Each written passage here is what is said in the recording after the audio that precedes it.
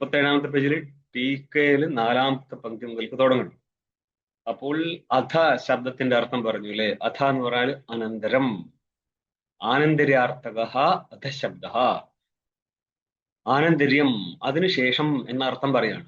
ഏതിനു ശേഷം എന്നിട്ട് പറഞ്ഞ ഒരു അവധി പറയണം ഏതിനു ശേഷം എന്ന് കാണണമെങ്കിൽ. അപ്പോൾ ആ വസ്തുക്കളായിരുന്നു സാധന ചതുഷ്ടയ സമ്പത്തി. അപ്പോൾ സാധന ചതുഷ്ടയ സമ്പത്തി അനന്തരം. ഇനി എന്താണ് വ്യാഖ്യാനിക്കേണ്ടത്? അതഹ, ഓരോരോ പദവ്യാഖ്യാനം നടത്താണ് സൂത്രത്തിലെ. അഥ അതോ ബ്രഹ്മജിജ്ഞാസ എന്നുള്ള സ്ഥലത്ത് സൂത്രവ്യാഖ്യാനം നടത്താൻ പോവാണ്. അപ്പോൾ അനന്തരം സാധന ചതുഷ്ടയ സമ്പത്തി അനന്തരം. ഇനി വേണ്ടത് അതഹ ശബ്ദത്തിന് അർത്ഥമാണ്. അതിനു മുന്നേ ചില കാര്യങ്ങൾ അവതരിപ്പിക്കുകയാണ് ടീക്കയില്. നനു ഉക്ത വിവേകാധികം ന സംഭവതി. എവിടെ പറഞ്ഞേ? നിത്യാനിത്യസ്തു വിവേക ക്ഷമാതിഷക്ക സമ്പത്തി ഇഹാമുത്രാർത്ഥ ഫലഭോ വിരാഗ മുമുക്ഷുത്വം. ഇങ്ങനൊരു 4 പറഞ്ഞല്ലോ. ഇതൊരിക്കലും സംഭവിക്കത്തില്ല ആർക്കും. അതെന്തുകൊണ്ടാ? അക്ഷയം വൈ ചാതുർമാസ യാചന സുഹൃതം ഭവതി. ഞങ്ങളെ 38ാമത്തെ പേജില് ഭാമതി 3ാം പങ്ക്തി കാണാം. ശ്രൂയദേഹി അപാമസ്വം അമൃതാഭൂമ തഥാച്ച അക്ഷയം വൈ ചാതുർമാസ യാചന സുഹൃതം ഭവതി. അവിടെ നിന്നുള്ള അപാമസ്വം അമൃതാഭൂമ ഇങ്ങോട്ട് കൊടുക്കുക. വയം അപാമ, ഞങ്ങൾ കുടിച്ചു. എന്തിനു കുടിച്ചു? സോമം, സ്വർഗത്തിലെ സോമ വിശേഷത്തെ കുടിച്ചു. അപാമ സോമം. എന്നിട്ടും പറ്റി അമൃത അഭൂമ, ഞങ്ങൾ അമൃതന്മാരായി. ഈ കടഞ്ഞെടുത്ത സോമം വീണുപോയ 4 തുള്ളി വീണ സ്ഥലം എന്നാണ് സങ്കല്പിക്കുന്നത് കുംഭമേളം നടത്തുന്ന സ്ഥലം. അതെവിടെയുള്ള അമൃതമാണ്?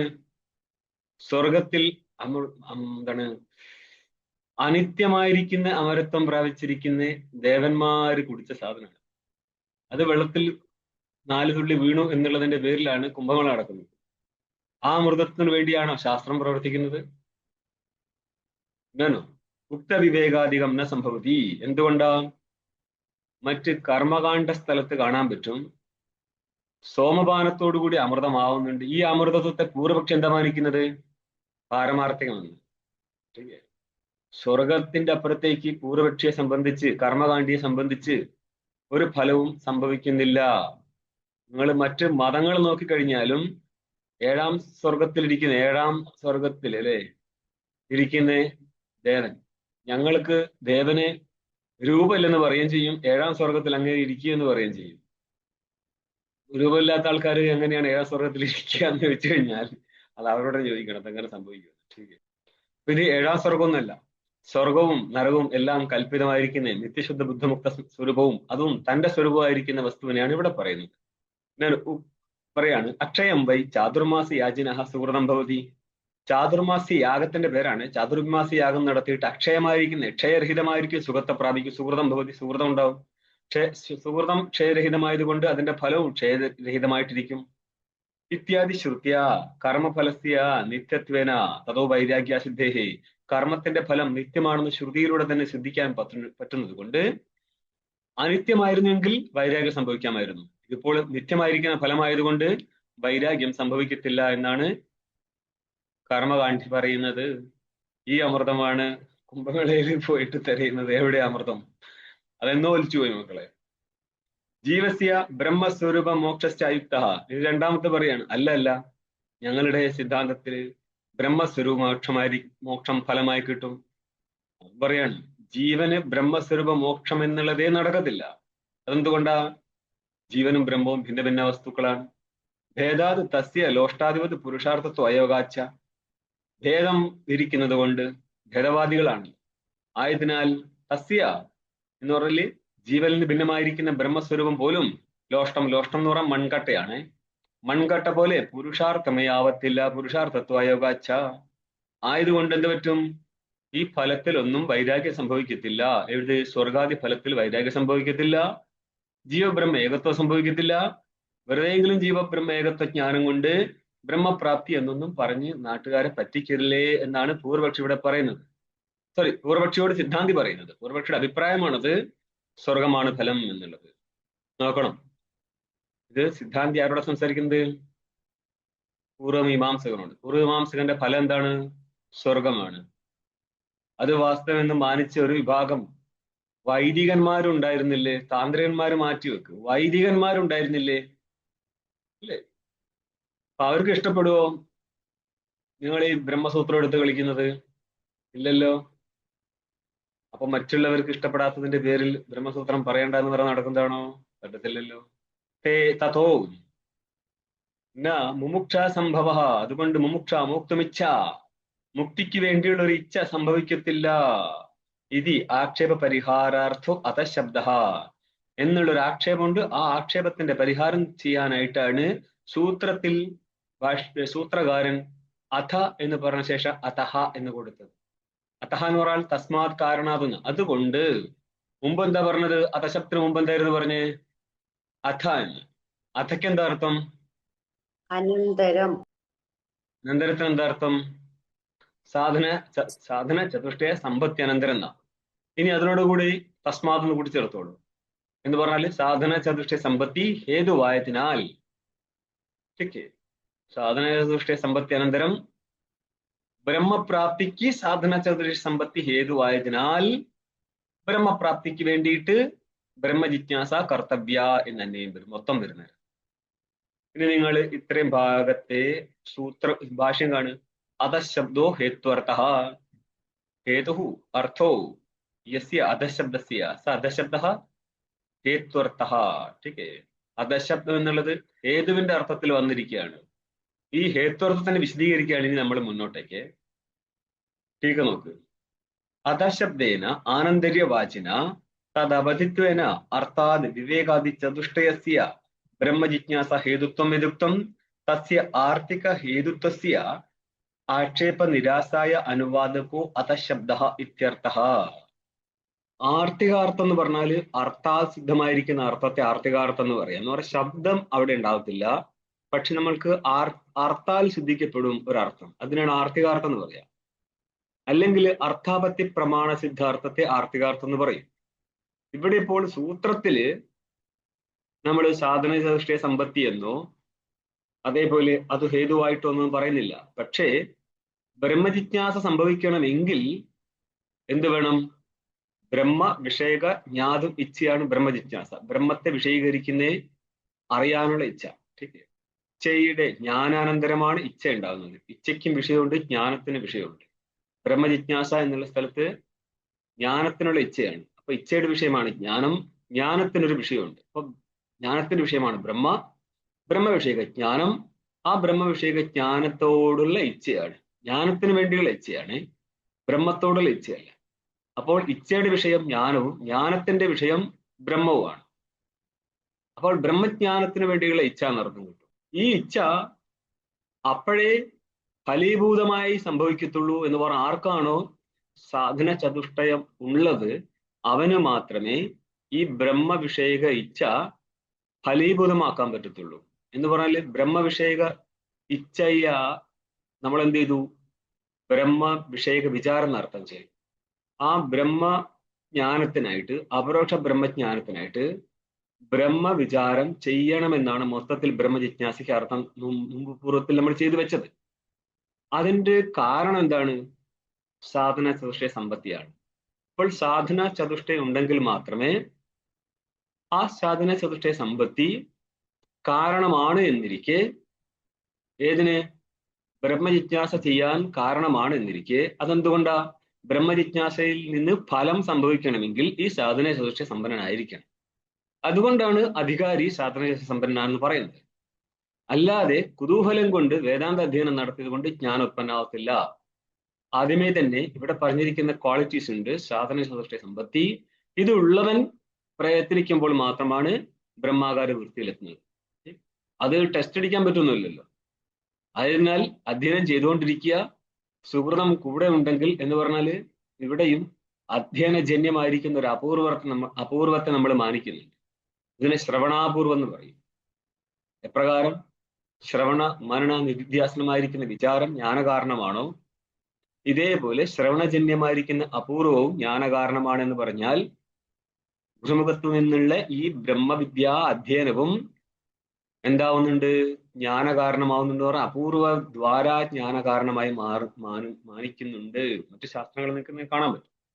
ഇനി നിങ്ങൾ പറയാണ് ഇവിടെ അധശബ്ദേന ആനന്ദര്യവാചിന. അധശബ്ദത്തിന്റെ അർത്ഥം അനന്തരമായതിനാൽ ആനന്ദര്യത്തിന്റെ വാചിയാണ് ആര്? അധശബ്ദം. ആനന്ദര്യത്തെ പറയുക എന്നുള്ളതാണ് അധശബ്ദത്തിന്റെ ഉദ്ദേശം. അത് അവധിത്വേന, ആ ആനന്ദര്യത്തിന്റെ അവധി രൂപത്തിൽ ഏതിനെ കൊണ്ടുവന്നു? അർത്ഥാത് വിവേകാദി ചതുഷ്ടയസ്യ ബ്രഹ്മജിജ്ഞാസ ഹേതുത്വം യദുക്തം. ആർത്തികമായിട്ട് അവധി രൂപത്തിൽ ആരെ കൊണ്ടുവന്നു? സാധന ചതുഷ്ടയത്തെ, സാധന ചതുഷ്ടയത്തെ. അത് അവധിത്വേന ആനന്ദര്യത്തിന്റെ അവധി രൂപത്തിൽ അർത്ഥാത് എന്ന് പറഞ്ഞാൽ അവിടെ ശബ്ദമില്ലായിരുന്നു, ആർത്തികമായിട്ട് സിദ്ധിച്ചതാണ് വിവേകാദി ചതുഷ്ടയം. അല്ലെങ്കിൽ എന്താ പറയാം? അർത്ഥാപത്തി പ്രമാണത്താൽ സിദ്ധിച്ചതാണ് വിവേകാദി ചതുഷ്ടയം എന്ന് പറയാം. കാരണം വിവേകാദി ചതുഷ്ടയം ഇല്ലെങ്കിൽ എന്തുണ്ടാവത്തില്ല? ബ്രഹ്മജിജ്ഞാസ സംഭവിക്കത്തില്ല എന്നുള്ളതിനാൽ ബ്രഹ്മജിജ്ഞാസ കാണുന്നത് കൊണ്ട് അവിടെ അതിന് കാരണമായിരിക്കുന്ന സാധന ചതുഷ്ടയത്തെ മാനിക്കാം. അതുകൊണ്ട് തന്നെ ആർക്കെങ്കിലും ബ്രഹ്മവിഷയ ജിജ്ഞാസ ഉണ്ടെങ്കിൽ മാനിച്ചുകൊള്ളണം, അവിടെ അതിന് കാരണമായിരിക്കുന്ന വിവേകാദികൾ ഉണ്ടായിരുന്നു. അതുകൊണ്ടാണ് കർമ്മകാണ്ഡിക്ക് ഒരിക്കലും ബ്രഹ്മകാണ്ഡത്തിൽ ജിജ്ഞാസ ജനിക്കാത്തത്. അവൻ ഇതിനെ എതിര് നിൽക്കും. അതുകൊണ്ടാണല്ലോ നേരത്തെ കണ്ടത് അക്ഷയം വൈ ചാതുർമാസ യാചനോ ഭവതി എന്നൊക്കെ പറയുന്നത് ഇതിന്റെ എതിർ വിഭാഗമാണ്. അപ്പോൾ എന്താണ്? തദേവ അവധിത്വേന അർത്ഥാത് വിവേകാദി ചതുഷ്ടയസ്യ ബ്രഹ്മജിജ്ഞാസ ഹേതുത്വം യദുക്തം. ആർത്തികമായിട്ട് നമ്മൾ പറഞ്ഞിട്ടുണ്ട് ബ്രഹ്മജിജ്ഞാസയ്ക്ക് ഹേതുവാണ് വിവേകാദി ചതുഷ്ടയം എന്ന് പറഞ്ഞാൽ അവനെ ബ്രഹ്മജിജ്ഞാസ സംഭവിക്കത്തുള്ളൂ. തസ്യ ആർത്തിക ഹേതുത്വസ്യ, അർത്ഥാസിദ്ധമായിരിക്കുന്ന ഹേതുത്വം എവിടെയുണ്ട്? സാധന ചതുഷ്ടയത്തിലുണ്ട്. അവിടെ ഹേതുത്വസ്യ ആക്ഷേപ നിരാസായ അനുവാദവും അധശബ്ദ. ആക്ഷേപം എന്തായിരുന്നു? വിവേകാദികളൊന്നും സംഭവിക്കത്തില്ല. ഇന്നത്തെ പ്രസംഗം തുടങ്ങിയത് അവിടുന്ന്. നനു ഉക്ത വിവേകാദികൾ എന്ന സംഭവതി. അങ്ങനത്തെ ഒരു വിവേകം, വിവേകം എന്താണ്? ആത്മാനാത്മ വിവേകമാണ്. അത് സംഭവിക്കത്തില്ല. കാരണം സ്വർഗത്തിൽ പോയാൽ തന്നെ അക്ഷയമായിരിക്കുന്ന ഫലം കിട്ടും. ആ ഒരു ആക്ഷേപത്തെ പരിഹരിക്കാനായിട്ട് നമ്മൾ ഇനിയും അധശബ്ദം കൊണ്ടുവരുന്നു. ആർത്തിക സിദ്ധമായിരിക്കുന്ന ഹേതുവായിരുന്നു സാധന ചതുഷ്ടയം. അതിനെ ആക്ഷേപം നടത്തുന്നതിന്റെ പൂർവപക്ഷി ഈ സാധന ചതുഷ്ടയം സംഭവിക്കത്തില്ല. എന്തുകൊണ്ടാ? വേറെ ഫലം, നല്ല ഫലം വേറെ ഉണ്ട്. ആർക്കാണ് ഈ സന്ദിഗ്ധമായിരിക്കുന്ന ഒരു ഫലം ആർക്ക് വേണം എന്ന് ആക്ഷേപമുള്ളത് കൊണ്ട് ഈ ആക്ഷേപ പരിഹാരത്തിനായിട്ട് നമ്മൾ അനുവാദം നടത്തുകയാണ്. രണ്ടാമത് പറയുമ്പോഴാണ് അനുവാദം എന്ന് പറയുന്നത്. അതായത് അധശബ്ദത്താൽ നമ്മൾ സാധന ചതുഷ്ടയ സമ്പത്തിയെ പറഞ്ഞു. ഇനിയും ഒരിക്കൽ കൂടി അതിനെ കൊണ്ടുവന്ന് പറയുന്നത് കൊണ്ടാണ് അനുവാദം എന്ന് പറയുന്നത്. ആ വസ്തുവിന് അനുവാദം നടത്താൻ വേണ്ടിയാണ് അധശബ്ദം കൊണ്ടുവന്നത്. എന്ന് പറഞ്ഞാൽ സാധന സൃഷ്ട സമ്പത്തി അനന്തരം സാധന സൃഷ്ട സമ്പത്തി വിചാരത്തിന് കാരണമാണ് എന്നുള്ളതിനാൽ എന്നാണ് അധശബ്ദം വരുന്നത്.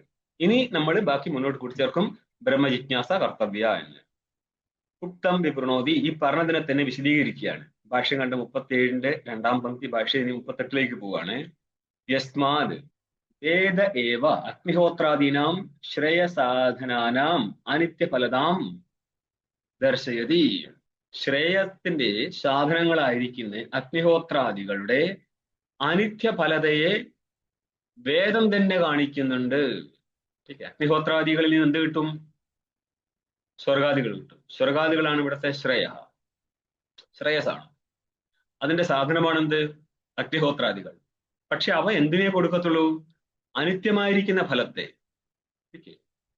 അനിത്യം ഫലം യേശാം അഗ്നിഹോത്രാദീനാം താനി അഗ്നിഹോത്രാദീനി അനിത്യഫലാനി യേശാം അനിത്യഫലത. അനിത്യമായിരിക്കുന്ന ഫലം അഗ്നിഹോത്രാദികൾ കൊടുക്കുന്നത് കൊണ്ട് അഗ്നിഹോത്രാദികൾ ഇരിക്കും അനിത്യഫലത. ഈ അനിത്യഫലതയെ കാണിക്കുന്നുണ്ട് ആര് തന്നെ? വേദം തന്നെ. എവിടെ?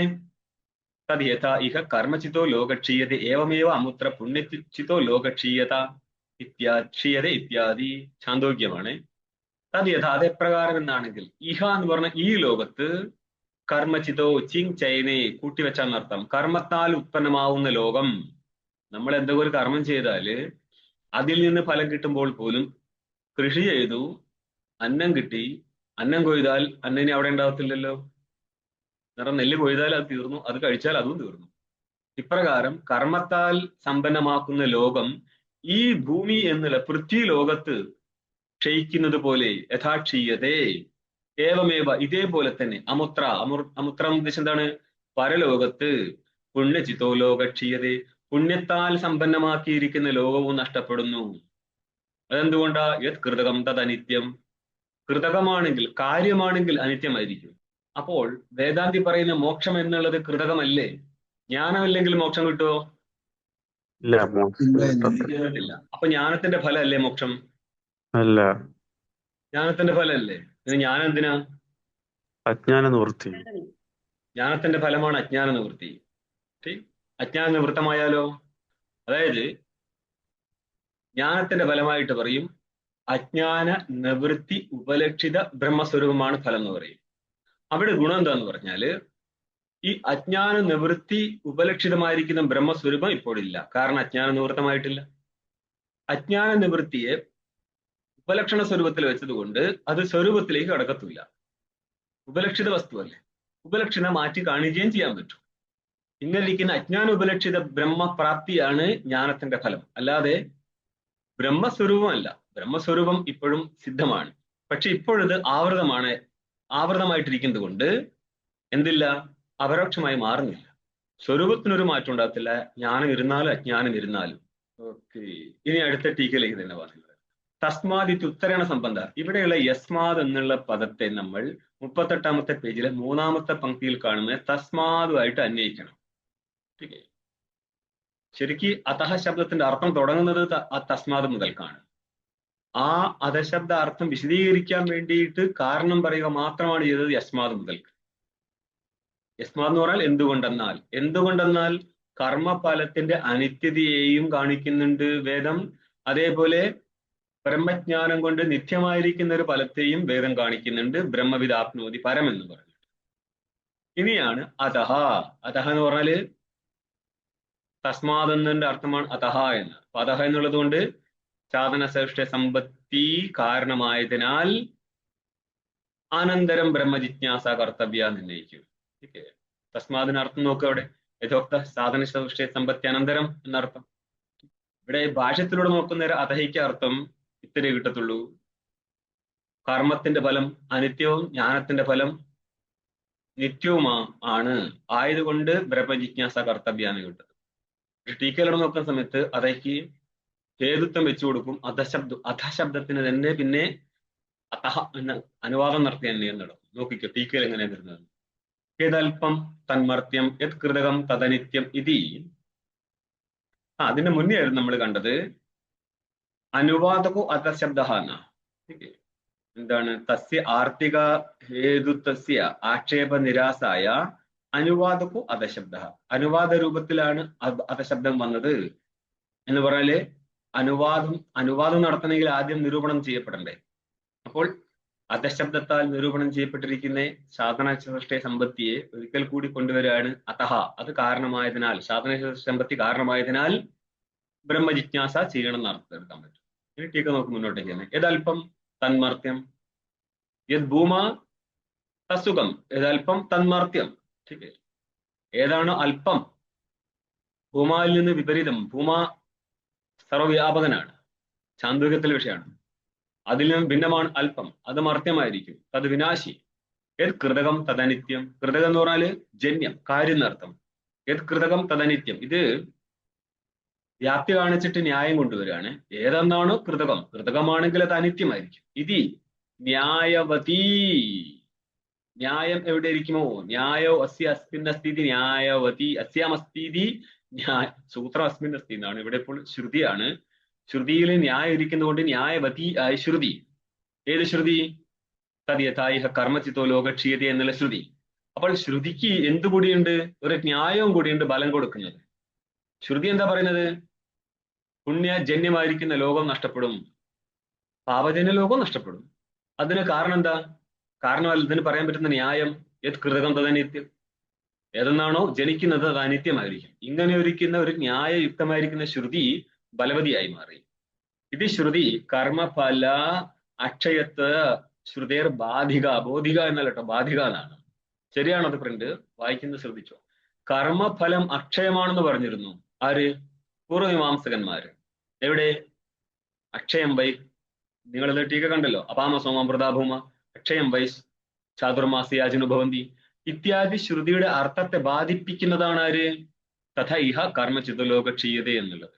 അപ്പോൾ ഇനിയും വേണേൽ ചോദ്യം ചോദിക്കാം, ഈ കർമ്മചിതോ ലോക ക്ഷീയത എന്നുള്ള ശ്രുതിയെ ബാധിക്കൂലേ അപാമ സോമാമൃത ഭൂമ എന്നുള്ള ശ്രുതി? തിരിച്ച് ബാധിക്കാൻ പാടില്ലേ? തിരിച്ച് ബാധിക്കാം, പക്ഷെ ബാധിക്കൂല. അതെന്തുകൊണ്ടാ? ആ ശ്രുതിയിൽ ന്യായമില്ല. ഇവിടെ ന്യായമുണ്ട്, കൃതകം തന്ന നിത്യമെന്ന്. അതുകൊണ്ട് ഈ ശ്രുതി ന്യായവതി ആയതുകൊണ്ട് പ്രബലയായി. ഇത് പറയേണ്ടിയിട്ടാണ് അവിടെ ന്യായവതി എന്ന് പറഞ്ഞു വെച്ചത്. ഇവരൊക്കെ ഉപയോഗിക്കുന്നവരെ ഒരു 2 സ്റ്റെപ്പ് അപ്പുറം വെച്ചിട്ടാണ് കാര്യങ്ങൾ അവതരിപ്പിക്കുന്നത്. അതിവിടെ കൊണ്ടുവരുന്നില്ലെന്നുള്ളൂ മാത്രം. അവരാരാ മക്കള്? തസ്മാത് അതുകൊണ്ട് എന്ത് പറ്റി? അതോ അന്യതാർത്ഥം തസ്മാത് അതോ അന്യതാർത്ഥം ഇത് ശ്രുതിയ അനാത്മ മാത്രസ്യ അനിത്യത്വ വിവേകാത് വൈരാഗ്യ ലാഭൈതി ഭാവ. ഒരുപക്ഷെ നേരത്തെ ഇന്ന് തുടങ്ങിയപ്പോൾ പറഞ്ഞത് ഈ ലോകത്തിൽ സ്വർഗാദി ലോകത്തിൽ നിന്ന് വൈരാഗ്യം സിദ്ധിക്കത്തില്ലെങ്കിൽ പിന്നെ എങ്ങനെയാണ് സാധന സൃഷ്ടി സമ്പത്തി സമ്പന്നമാകുക എന്നായിരുന്നു ചോദ്യം. അതിനുത്തരം പറയാണ്. അതുകൊണ്ട് അതോ അന്യതാർത്ഥം, ഇത് ബൃഹദാരണ്യക ശ്രുതിയായിരിക്കണം. അതോ അന്യത് ആർത്ഥം, ബ്രഹ്മസ്വരൂപത്തിന് ഭിന്നമായിരിക്കുന്ന വസ്തുക്കളെല്ലാം ആർത്ഥം എന്ന് പറഞ്ഞ വിനാശി എന്നർത്ഥം. ഇത് ശ്രുതിയ അനാത്മ മാത്രസ്യ ആത്മഭിന്നസ്യ എന്നർത്ഥം. മാത്രം സകലം എന്നർത്ഥം. അനാത്മ മാത്രം എന്ന് പറഞ്ഞാൽ ആത്മഭിന്നമായിരിക്കും സകല വസ്തുക്കളും അനിത്യത്വ വിവേകാത് അനിത്യമാണെന്ന് നമുക്ക് വിവേചനം ചെയ്ത് നിശ്ചയിക്കാൻ പറ്റുന്നത് കൊണ്ട് വൈരാഗ്യ ലാഭ. എവിടെ നിന്ന് വൈരാഗ്യം ഉണ്ടാവും? ഇവിടെയുള്ള പങ്ക്തി എടുത്തങ്ങ് സംസാരിച്ചാൽ പോരെ? പങ്ക്തിയിലൂടെ പോടും. സ്വർഗല്ലേ പറഞ്ഞത്? പങ്ക്തിയിലൂടെ പോടും. നിങ്ങൾ ഈ പങ്ക്തിയിൽ നിങ്ങളിത് പുറത്തോട്ടൊന്നും നോക്കണ്ട. ആ പങ്ക്തിയിൽ തന്നെ ഇതിന്റെ എല്ലാ ചോദ്യത്തിനുള്ള ഉത്തരം ഉണ്ടാവും. അനാത്മ മാത്ര എന്നൊരു ശബ്ദം കണ്ടോ? സകല അനാത്മാക്കളിലും വൈരാഗ്യം ഉണ്ടാവും. അപ്പോൾ ഈ സ്വർഗം അനാത്മാവാണോ ആത്മാവാണോ? അനാത്മാവാണ്. ഹിരണ്യഗർഭ ലോകം എന്നുള്ളത് അനാത്മാവാണോ? അനാത്മാവാണോ? പറ, ദേവത അനാത്മാവാണ്. അതെ. അതെന്തുകൊണ്ടാ? ദേവതയ്ക്ക് ആത്മാവില്ലേ, പിന്നെ എങ്ങനെ അനാത്മാവെന്ന് പറയാ? ദേവത ജീവനല്ലേ? അതെ. ദേവതയ്ക്ക് ആത്മാവില്ലേ? ഉണ്ട്. ദേവത എന്ന് പറയുമ്പോൾ വിശിഷ്ട രൂപമാണത്. ദേവത ശുദ്ധ പരമാത്മാവല്ലേ? അല്ല. അപ്പോൾ ഈ കല്ലില് പ്രാണനൊക്കെ എത്തി ദേവത ഉണ്ടാക്കുന്ന ചില ആൾക്കാരുണ്ടല്ലോ, തെറ്റാണത്. അവർ പറയുന്ന ഒരു സ്ഥിരം പല്ലവിയുണ്ട്, ഈശ്വരൻ സർവ്വവ്യാപിയല്ലേ? ആണ്. കല്ലില് ഈശ്വരനെ കണ്ട നിങ്ങൾക്ക് എന്താ തകരാറ്? അതില് മിസ്റ്റേക്ക് പിടികിട്ടുന്നുണ്ടോ? പ്രശ്നം എന്താ അവിടെ എന്നുള്ളത്? സർവ്വവ്യാപിയായിരിക്കുന്ന ഈശ്വരൻ എന്ന് പറയുന്നതിൽ അന്തര്യാമിയാണ്. അത് കല്ല് കൊണ്ടാകേണ്ട ആവശ്യമുണ്ടായിരുന്നു. നമ്മുടെ ശരീരത്തിലൂടെ അന്തര്യാമി വ്യാപകനായിട്ടിരിക്കുന്നുണ്ടോ? ഇരിക്കുന്നുണ്ട്. ഈ വ്യാപക ചൈതന്യം കല്ലിലും മുള്ളിലും എല്ലാം സമാനമാണ്. അതിനെടുത്തിട്ടാണോ? അതിന് പിന്നെ പ്രാണന്റെ ആവശ്യം ഉണ്ടായിരുന്നോ? പിന്നെ ഇതിനാണ് പ്രാണപ്രതിഷ്ഠ നടത്തിയപ്പോൾ ആ കല്ലിലൂടെ ദേവചൈതന്യം കാണാൻ പറ്റിയത്. പരമാത്മ ചൈതന്യമാണോ ഈ ദേവചൈതന്യം? അല്ല. പരമാത്മ വേറെ, ദേവൻ വേറെ. മക്കളെ, ബേസിക് എന്നെ മനസ്സിലാക്കിയോ? നിങ്ങൾ പ്രതിഷ്ഠ നടത്തിയത് പേര് എന്തായിട്ടത്? അതുകൊണ്ടാണ് പറയുന്നത് കുട്ടിച്ചാത്തം പരമാത്മാ സഹസ്രനാമം ബ്രഹ്മവിദ്യ ആയിപ്പോയി കഴിഞ്ഞാൽ നമുക്ക് എന്ത് ചെയ്യാൻ പറ്റും എന്നുള്ളതാണ്. ദേവത ഇല്ല എന്നുള്ള അർത്ഥത്തിലല്ല ഈ പറയുന്നത്. നിങ്ങൾ കാണിക്കുന്ന ഈ കാട്ടായം പരിപാടി ശരിയല്ല എന്നേ പറയുന്നത്. കല്ലിനെ പിടിച്ചിട്ട് ആക്കുന്ന പരിപാടി അത് കയ്യിൽ വെച്ചാൽ മതി. അപ്പൊ നോക്കിയോ, അനാത്മ മാത്രസ്യ. അപ്പൊ നമ്മൾ ചോദിച്ചതിൽ ചോദ്യം ഉണ്ടായിരുന്നു, ദേവത അനാത്മാവെന്ന് പറയുന്നതിന്റെ യുക്തി സിദ്ധിച്ചിട്ടുണ്ടോ? ദേവതയും ആത്മാവാണ്, നമ്മളും ആത്മാവാണ്. ദേവത നമ്മളിൽ നിന്ന് ഭിന്നമായിരിക്കുമ്പോൾ എന്ത് പറ്റി? നമ്മുടെ സ്വരൂപമല്ല. നമ്മൾ ഈ വിശിഷ്ടമായിരിക്കുമ്പോഴും നമ്മുടെ വാസ്തവ സ്വരൂപത്തിലല്ല. സ്വരൂപം എന്നേ ആത്മാ എന്നുള്ളതിന് അർത്ഥമുള്ളൂ. ഈ നാമരൂപത്തോടിരിക്കുന്ന എല്ലാ വസ്തുക്കളും അനാത്മാക്കളായിരിക്കും. മുമുക്ഷാം സംഭാവയതി. ഇനി മുമുക്ഷ സംഭവിക്കും, മോക്ഷ സംഭവിക്കൂല എന്നായിരുന്നു പൂർവപക്ഷി. സിദ്ധാന്തി പറയണ അല്ല, അതും കാണിച്ചു തരാം. ഇനി ഭാഷ്യം കാണു. യഥാ ബ്രഹ്മവിജ്ഞാനാദപി പരം പുരുഷാർത്ഥം ദർശയതി. ബ്രഹ്മവിജ്ഞാനത്തിൽ നിന്നും, ഇത് മറ്റുള്ളവരിൽ നിന്നും കിട്ടുന്നല്ല, ശ്രുതി കർമ്മജന്യമായിരിക്കുന്ന ലോകത്തെ നിഷേധിക്കുകയും ബ്രഹ്മജ്ഞാനത്തിന്റെ ഫലത്തെ നിത്യമെന്നും കാണിക്കുന്നുണ്ട് എന്നാണ് അന്വയിക്കുന്നത്. ബ്രഹ്മവിജ്ഞാന അഥവി പരം പുരുഷാർത്ഥം, പരമായിരിക്കുന്ന ആത്യന്തിക പുരുഷാർത്ഥം ബ്രഹ്മജ്ഞാനത്തിൽ നിന്നും ഉണ്ടാവുന്നുണ്ട് എന്ന് കാണിക്കുകയാണ്. ദർശയതി എന്താണ്? ബ്രഹ്മവിദാപ്നോതി പരം. തൈത്തരീയമാണ്. ബ്രഹ്മവിത്ത് ബ്രഹ്മജ്ഞാനി പരമാപ്നോതി, പരത്തിന്റെ പ്രാപ്തി ഉണ്ടാവുന്നവന്. പരനാരാ? പരൻ സോ ആണോ പരനാണോ? പറ. പര ശബ്ദത്തിന്റെ അർത്ഥം സോ എന്നാണോ പരർ എന്നാണോ? സോ പിന്നെ പരെന്ന് പറയുന്നത് പരമാത്മ. ആത്മാ, ശ്രേഷ്ഠം. ശ്രേഷ്ഠമായിരിക്കുന്ന ആത്മാവാര തന്റെ സ്വരൂപമാണത്. അതായത് പരാപര ബ്രഹ്മങ്ങളിൽ അപരമല്ല, ഹിരണ്യഗർഭനല്ല, മറിച്ച് പരനായിരിക്കുന്ന സ്വസ്വരൂപ പ്രാപ്തി ഉണ്ടാവും. നിങ്ങൾക്ക് ഇനിയും എന്താണ് മറ്റു സ്ഥലത്ത് കാണാം. പരാപരം ഏതദേവ പരഞ്ച അപരഞ്ച ബ്രഹ്മ ഇത് ഓങ്കാര. പരാപര ബ്രഹ്മപ്രാപ്തിക്ക് ഓങ്കാരത്തെ കാരണമാക്കിയിടും. അങ്ങനെ ഇരിക്കുന്ന പരനാണ് ഇപ്പോൾ ബ്രഹ്മജ്ഞാനിയുടെ സ്വരൂപം. ബ്രഹ്മജ്ഞാനി ബ്രഹ്മവിത്ത്. ബ്രഹ്മവിത്ത് ബ്രഹ്മമാണോ ബ്രഹ്മവിത്താണോ? ബ്രഹ്മവിത്ത് ബ്രഹ്മസ്വരൂപമാണ്. മനസ്സിലാക്കാൻ വേണ്ടി മാത്രമാണ് ബ്രഹ്മവിത്ത് എന്ന് കൊണ്ടുവരുന്നത്. വിത്ത് എന്ന് പറഞ്ഞാല് ബ്രഹ്മവേത്തീതി ബ്രഹ്മവിത്ത്, ബ്രഹ്മത്തെ അറിയുന്നവനാണ് ബ്രഹ്മവിത്ത്. ടീക്കയില് യഥാ വേദ കർമ്മഫല അനിത്യത്വം ദർശയതി. എപ്രകാരം വേദം കർമ്മഫലത്തിന്റെ അനിത്യതയെ കാണിക്കുന്നുവോ തഥാ അപ്രകാരം ബ്രഹ്മജ്ഞാനാത് പ്രശാന്ത ശോക അനലം അപാരം സ്വയം ജ്യോതിരാനന്ദം ദർശയതീത്യർത്ഥ. അഭിയുടെ ശബ്ദാട്ടോ തഥാ അപ്രകാരം അന്വയിച്ചത്. ബ്രഹ്മജ്ഞാനാത് ബ്രഹ്മണ ജ്ഞാനാത്. ഇത് ബ്രഹ്മസ്വരൂപജ്ഞാനമാണോ ബ്രഹ്മവിഷയകജ്ഞാനമാണോ? ബ്രഹ്മവിഷയജ്ഞാനം. ബ്രഹ്മവിഷയജ്ഞാനം. ആ ജ്ഞാനത്തിൽ നിന്ന് സ്വയം ജ്യോതിന് ആനന്ദം ദർശയതി. പല രൂപത്തിൽ സ്വയം ജ്യോതി സ്വരൂപനായിരിക്കുന്ന ആനന്ദത്തെ കാണിക്കുന്നുണ്ട്. അതെന്താണ്?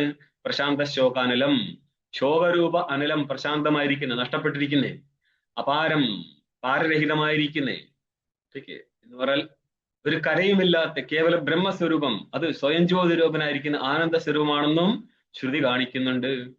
ജീവത്വാദേർ അധ്യാസുപ്യ ബ്രഹ്മത്വ സംഭവ ഏവ ഉക്ത ഏവേതി ഭാവ. മനസ്സിലാക്കേണ്ടത് എന്താ? ബ്രഹ്മത്തിലെ ജീവത്വം അധ്യസ്ഥമായതിനാൽ ജീവൻ ബ്രഹ്മം തന്നെയായിരിക്കും. കയറിലെ സർപ്പം അധ്യസ്ഥമായതുകൊണ്ട് എന്തായിരിക്കും? കയറ് തന്നെയായിരിക്കും. കയറ് തന്നെയായിരിക്കും എന്ന് പറഞ്ഞാൽ സർപ്പരഹിതമായിരിക്കും. ജീവത്വം അധ്യസ്ഥമായതിനാൽ ജീവത്വരഹിതമായിരിക്കും ആര്? ബ്രഹ്മ. അപ്പോൾ ജീവത്വം എവിടെ അധ്യസ്ഥമായത്? ബ്രഹ്മത്തില്. ജീവത്വാദേർ, ജീവത്വം, കർത്തൃത്വം, ഭോക്തൃത്വം ഇതെല്ലാം തന്നെ അധ്യാസമാണെന്ന്, അധ്യസ്ഥ വസ്തുവാണെന്ന് സിദ്ധിക്കപ്പെട്ടിരിക്കുന്ന സ്ഥിതിക്ക് ബ്രഹ്മത്വ സംഭവ കസ്യ ജീവസ്യ ബ്രഹ്മത്വ സംഭവ, ജീവൻ ബ്രഹ്മസ്വരൂപമായിരിക്കും. ഈ ഒരു കാര്യം പറയപ്പെട്ടിരിക്കുന്നത് മനസ്സിലായിക്കൊള്ളുക. ഏവം ഇപ്രകാരം അഥ അഥ ശബ്ദാഭ്യാം രണ്ടെണ്ണമേ. ഒന്ന് അധശബ്ദം, രണ്ടാമത്തെ അതഹ ശബ്ദം. പുഷ്കല കാരണത്തോ അധികാരിണ സമർത്ഥനാത് ശാസ്ത്രം ആരബ്ധവ്യമിത്യാഹ. ഇപ്രകാരം പുഷ്കല കാരണപദോ അധികാരിണ. പുഷ്കല കാരണം അല്ലെങ്കിൽ പിന്നെ ഏത് കാരണം ഉണ്ടാവുന്നത്? സാമാന്യ കാരണം. ഈ ബ്രഹ്മവിചാരത്തിന്റെ സാമാന്യ കാരണം ഏതാണെന്നാണ് ഭാഷ്യകാരൻ പറഞ്ഞത്? സമാധി ഷഡ്ക സമ്പത്തി. അതാണ് മുഖ്യ കാരണം. പുഷ്കല കാരണത്തിൽ അതാണ് പെടുന്നത്. സാമാന്യ കാരണം എന്താണെന്ന് ചോദിച്ചത്. ഭാഷ്യകാരൻ പറഞ്ഞിരുന്നു സ്വാധ്യായാനന്തരന്തു സമാനം. അതായത് ധർമ്മജിജ്ഞാസയ്ക്കും ബ്രഹ്മജിജ്ഞാസയ്ക്കും സ്വാധ്യായം എന്നുള്ളത് സമാനമാകുന്നു. അന്നപ്പോഴാണ് ഞാൻ ഈ സോപ്പാള് ഗുരുക്കന്മാരെ കൊണ്ടുവരുന്നതേ അവർക്ക് പ്രത്യേകിച്ച് ദക്ഷിണ കൊടുക്കാനല്ല, നിങ്ങൾക്ക് കാര്യം മനസ്സിലാക്കിച്ചു തരാനാണ്. അതായത് ചിലര് പറയത്തില്ലേ, ഇന്നാള് അധ്യയനം നടത്തിയിട്ടില്ലല്ലോ, ഒരു അക്ഷരം പഠിച്ചിട്ടില്ലല്ലോ വല്യച്ഛൻ, എന്നിട്ടും വല്യച്ഛൻ ജ്ഞാനിയായില്ലേന്ന് കൊണ്ടുവരും. അവരോട് പറയാണ്, അധ്യയനം നടത്താതെ, വേദാധ്യയനം നടത്താതെ ബോധം ഉണ്ടാവത്തില്ല കുഞ്ഞുങ്ങളെ. ഇത് ഭാഷ്യകാരന് എഴുതി വെച്ചിട്ടുണ്ട് അവിടെ. സ്വാധ്യായാനന്തരം തു സമാനമേവ. ഓർമ്മയുണ്ടോ? ആർക്കെങ്കിലും കാണിക്കാൻ പറ്റുമോ പങ്ക്തി എവിടെയാണ്? 29ാമത്തെ പേജ്. തത് വക്തവ്യം സ്വാധ്യായാനന്തരം തു സമാനം. 29ാമത്തെ പേജിൽ 3ാമത്തെ പങ്ക്തി കാണും. രണ്ട് സ്ഥലത്തും സ്വാധ്യായം എന്നുള്ളത് സമാന കാരണമാണ്. ഇവിടെ വിശേഷ കാരണമാണ് സാധന ചതുഷ്ട സമ്പത്തി. അതുകൊണ്ട് വേദാധ്യയനം നടന്നിട്ടില്ലെങ്കിൽ ബോധം ഉണ്ടാവാൻ പോകുന്നില്ല. അത് ഈ ജന്മത്തിലല്ലെങ്കിൽ ഏതെങ്കിലും ഒരു ജന്മം സംഭവിച്ചേ പറ്റത്തുള്ളൂ. നിങ്ങൾക്ക് ഈ ദൃഷ്ടാന്തം എവിടെ കാണാം? വാമദേവന്റെ കഥയിൽ നമ്മൾ ബൃഹദാരണ്യത്ത് കാണും. ഓക്കെ, ഗർഭേ ശയാനേവ വാമദേവ. ഗർഭത്തിലിരിക്കെ തന്നെ വാമദേവന് ബോധം ഉണ്ടാവുന്നുണ്ട്. പങ്കര് പറയും അഹമേവ സൂര്യ അഹമേവ ചന്ദ്ര എന്ന് പറഞ്ഞ കളി, ഞാൻ തന്നെയാണ് ഇതെല്ലാം എന്ന് പറയാം, എന്നിൽ കൽപ്പിതമാണിതെല്ലാം എന്നുള്ള ബോധം ഉണ്ടാവും. അപ്പോൾ തലവെക്കുന്നതുകൊണ്ട് ഉണ്ടാകുന്ന ബോധമല്ല ഇത്. ഓക്കെ, ഇത് പ്രമാണം കൊണ്ട് ജനിക്കുന്ന ബോധമാണ്. അപ്പോൾ ഈ ഭാഷ്യം കണ്ടു. തസ്മാത് യഥോക്ത സാധന സമ്പത്യനന്തരം. അഥാശബ്ദത്തിന്റെ അർത്ഥമാണ് കേട്ടോ. അഥ എന്താർത്ഥം? സമ്പത്യാനന്തര്യം. അതഹ യഥോക്ത സാധന സമ്പത്യനന്തരം. അതിന് സമാനാർത്ഥമാണ് കൊണ്ടുവരുന്നത്. പറയപ്പെട്ടിരിക്കുന്ന സാധന സൃഷ്ടി സമ്പത്തിക്ക് ശേഷം ബ്രഹ്മജിജ്ഞാസ കർത്തവ്യ, ബ്രഹ്മവിഷയക ജിജ്ഞാസ ചെയ്യണം എന്നർത്ഥം. ഈ ബ്രഹ്മജിജ്ഞാസ കർത്തവ്യ എന്നുള്ള സ്ഥലത്ത് ഒന്ന് ബ്രഹ്മ, രണ്ടാമത്തത് ജിജ്ഞാസ അല്ലെ? ബ്രഹ്മണോ ജിജ്ഞാസ ബ്രഹ്മജിജ്ഞാസ. ഇനി ഈ ഭാഗമാണ് നമ്മൾ വ്യാഖ്യാനിക്കാൻ പോകുന്നത്. കർത്തവ്യ പദ അധ്യാഹാരം നടത്തി. ഇത് മുമ്പ് പറഞ്ഞതല്ലേ, ഒരു സൻ പ്രത്യയമാണ്, ഇച്ഛാർത്ഥത്തിൽ വന്നിരിക്കുന്ന സൻ പ്രത്യയമാണ് നിങ്ങൾ ജിജ്ഞാസ എന്നുള്ള സ്ഥലത്ത് കാണുന്നത്. ജ്ഞാതും ഇച്ഛ ജിജ്ഞാസ, ബ്രഹ്മജ്ഞാതും ഇച്ഛ, ബ്രഹ്മത്തെ അറിയാനുള്ള ഇച്ഛയാണ് ബ്രഹ്മജിജ്ഞാസ. ജിജ്ഞാസ എന്നുള്ള പദം ഉണ്ടായത് തന്നെ ജ്ഞാധാതുവും പിന്നെന്താ ഉള്ളത്? സൻ പ്രത്യയമാണ്. സൻ പ്രത്യയം ഏതർത്ഥത്തിൽ വന്ന? ഇച്ഛാർത്ഥത്തിൽ വന്നിരിക്കുന്ന സൻ പ്രത്യയമാണ്. ധാതു കർമ്മണ സമാന കർത്തൃകതിച്ഛായാം വാ എന്നുള്ള സൂത്രത്താൽ വന്നിരിക്കുന്ന സൻ പ്രത്യയമാണ് ഈ കാണുന്നത്. അതൊരു കൃത് പ്രത്യയമാണ് താനും. ഇനി നമ്മൾ വ്യാഖ്യാനിക്കുന്നത് ഇവിടെ, ഇനി നിങ്ങൾക്ക് മറ്റു സൂത്രങ്ങളിലൂടെ കാണാൻ പറ്റും. കർത്തൃകർമ്മണോ കൃതി എന്നുള്ള സൂത്രത്തിലൂടെ കൃത്പ്രത്യാന്തത്തിന് ശേഷം വന്നിരിക്കുന്ന എന്താണ്? ധർമ്മജിജ്ഞാസ എന്നാണല്ലോ, സോറി ബ്രഹ്മജിജ്ഞാസ. അപ്പൊ ബ്രഹ്മവിഷയക ജിജ്ഞാസ എന്നുള്ള സ്ഥലത്ത് ജിജ്ഞാസ എന്നുള്ളത് ടാപ്പ് വന്നിട്ട് സാന്ന് കാണുന്നുണ്ട്. അവിടെ സൻ പ്രത്യയം എന്നുള്ളത് കൃത്പ്രത്യമായതുകൊണ്ട് കർത്തൃകർമ്മണോ കൃതി എന്നുള്ള സൂത്രത്താല് ഇവിടെ കർമാർത്ഥത്തിലാണ്, അതായത് ജിജ്ഞാസ എന്നുള്ളത് ജിജ്ഞാസയുടെ വിഷയമായിരിക്കുന്ന ബ്രഹ്മത്തെ കർമാർത്ഥത്തിൽ അന്വയിക്കണം എന്ന് വരും. ഇനി നിങ്ങൾ ഭാഷ്യ ടീക്കയുടെ ഭാഗം നോക്കിയോ. സൂത്രവാക്യ പൂരണാർത്ഥം അധ്യാഹൃത കർത്തവ്യ പദ അന്വയാർത്ഥം ബ്രഹ്മജിജ്ഞാസ പദന വിചാരം ലക്ഷയിതും തസ്യ സ്വാഭിമത സമാസ കഥനേന അവയവാർത്ഥം ദർശയതി. സൂത്രവാക്യ പൂരണാർത്ഥം, സൂത്രത്തിന്റെ വാക്യം പൂരണം നടത്താനായിട്ട് നമ്മള് ഒരു പദത്തെ അധ്യാഹാരം നടത്തിയത്. ഇത് നമ്മൾ മുമ്പ് സംസാരിച്ചതാണ്. കർത്തവ്യ പദത്തെ അധ്യാഹാരം നടത്തിയിട്ടാണ് നമ്മൾ അന്വയിച്ചത് അല്ലെ? അതായത് ജ്ഞാതിനിച്ഛ ജിജ്ഞാസ എന്നുള്ള സ്ഥലത്ത് തന്നെ ജ്ഞാനത്തെ അർത്ഥമായിരുന്നു ഫലീഭൂതജ്ഞാനം. അത് ലക്ഷണയാല് ജ്ഞാന ശബ്ദത്തിന്റെ ലക്ഷണ ഫലീഭൂത ജ്ഞാനത്തിൽ ചെയ്തപ്പോൾ അജഹൽ ലക്ഷണ വഴി ഫലീഭൂതമായിരിക്കുന്ന ജ്ഞാനം എന്ന് പറഞ്ഞ അപരോക്ഷ ജ്ഞാനം എന്ന് അർത്ഥം കിട്ടും.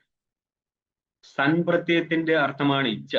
ആ ഇച്ഛാ പദത്തിൽ നിന്ന് ഇച്ഛാജന്യമായിരിക്കുന്ന വിചാരത്തിന്റെ ലക്ഷണം നടത്തി ഇങ്ങനെ ജഹൽ ലക്ഷണ വഴി.